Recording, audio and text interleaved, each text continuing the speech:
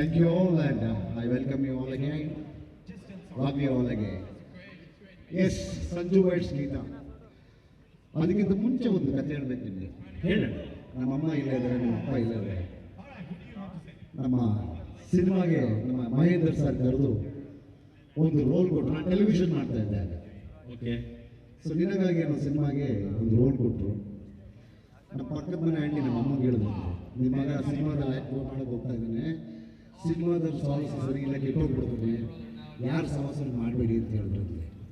ನಮ್ಮಮ್ಮ ಯಾರು ನನ್ನ ಮಗನ ಸವಾಸ ಮಾಡಿದ್ರೆ ಸಾಕು ಅಂತ.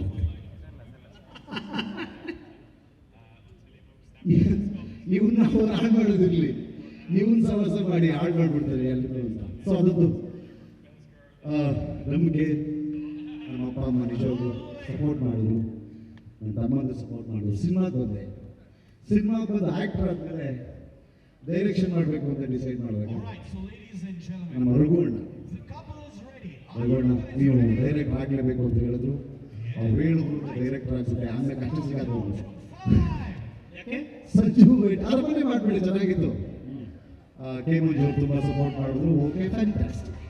ಬಟ್ ಸಂಜು ವೈಟ್ಸ್ ಗೀತಾ ಈ ಪಿಕ್ಚರ್ ಮಳೆಯಿಂದ ಎಣ್ಣೆ ಮಳೆ ಪಿಕ್ಚರ್ ಒಂದು ಚೆನ್ನಾಗಿರುತ್ತೆ ಮಾಡುವ ರಘುವಣ್ಣ. ಶುರು ಮಾಡಿದೆ, ಫಸ್ಟ್ ಗೇಡ್ರಲ್ಲೆಲ್ಲ ಊಟಿಗೆ ಕಟ್ಟಕೊಂಡ್ಬಿಟ್ರು ಪೇಮೆಂಟ್ಗಳು ಮಾಡೋಕ್ಕೆ. ಸೊ ಮತ್ತೆ ಬಂದೆ. ನನಗೆ ಒಳ್ಳೆ ಫ್ರೆಂಡ್ ಇವತ್ತು ಈ ವೇದಿಕೆಯಲ್ಲಿ ನಿಲ್ಲಿಸ್ಕೋಬೇಕು, ಕೆ ಪಿ ಶ್ರೀಕಾಂತ್ ಅವರು. ಯಾಕ್ರಿ ನಾಗಡೆ ಹಿಂಗೆ ಕೂತಿದ್ರಿ? ಅದು ದುಡ್ಡಿಲ್ಲ ಅಂದರೆ ದುಡ್ಡಿಲ್ಲ. ಎಷ್ಟು ದಿನ ಶೂಟಿಂಗ್ ಮಾಡಿದ್ದೆ? ಅದು 20 ದಿನ ಮಾಡಿದ್ದೀನಿ. ಆಮೇಲೆ ಬಾಯಲ್ಲಿ ಕರ್ಕೊಂಡು ಹೋಗ್ತೀನಿ, ನಮ್ಮ ಆನಂದಾಡಿದವರು ಕರ್ಕೊಂಡು ಹೋದ್ರು. ಓಕೆ. 9 ಲಕ್ಷ ರೂಪಾಯಿ. ಅಲ್ಲ, 9 ಲಕ್ಷ ಕೊಡೋಕ್ಕಿಂತ ಮುಂಚೆ ಅವ್ರು ಏನಂದ್ರು ಅದನ್ನ ಹೇಳಪ್ಪ. ನಮ್ಗೆ ಆಡಿಯೋ ಬೇಡ ನಿಮ್ದೊಂದು. ಅಯ್ಯಯ್ಯೋ, ಯಾಕ್ರಿ? ಯಾವುದು ಹೊಸ ಸಿನಿಮಾ ಮಾಡ್ತಾ ಇಲ್ಲ ನಾವು, ಬೇಡ ಅಂದರು. ಬಟ್ ನಮ್ಮ Mohan sir, K P Srikanth ಅವರು ಹೇಳಿದ್ರು, ತುಂಬ ಪ್ರೆಷರ್ ಮಾಡಿಬಿಟ್ರು ಕೆ ಪಿ ಶ್ರೀಕಾಂತ್ ಅವರು. 9 ಲಕ್ಷ ಕೊಡ್ತೀನಿ ನೋಡಿದ್ರು. ಶೂಟಿಂಗ್ ಮುಗಿಸ್ತಾ ಇದ್ದ ದಿನ ಮತ್ತೆ ನಿಂತೋಯ್ತು. ಯಾಕೆ?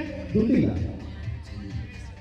ಆಮೇಲೆ ಪುನಃ ಶ್ರೀಕಾಂತ್ ಸರ್ ಅಂತವ್ರು ಯಾಕ್ರಿ ನಾಗಣ ದುಡ್ಡಿಲ್ಲ ಅಂದರೆ ಭಾಷಾ ಸರ್ ಇವತ್ತು ನೆಕ್ಸ್ಟಬೇಕು. ನಾಟ್ ಎ ಬಿಗ್ ರೀಸನ್ ಆ ಸಿನಿಮಾ ಕಂಪ್ಲೀಟ್ ಆಗೋದಕ್ಕೆ.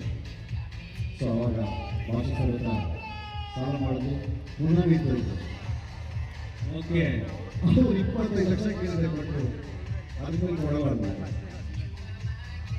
ಆಮೇಲೆ ನಮ್ಮ ಕಿಟ್ಟಪ್ಪನ ಅಷ್ಟು ಇಷ್ಟು ಕತ್ತಗಿದ್ದು ಕೈ ಹಿಡಿದು ನಮ್ಮ ಮನೆಗೆ ಎಲ್ಲ ಮಾರುವಷ್ಟು ಮಾಡಿದ್ರೆ ಅದು ನಿಂತೋಯ್ತು. ಕೊನೆಗೆ ನಮ್ಮ ನಾರಾಯಣ ಸಾಹೇಬ್ ನೆನೆಸ್ಕೊಳ್ಬೋದು.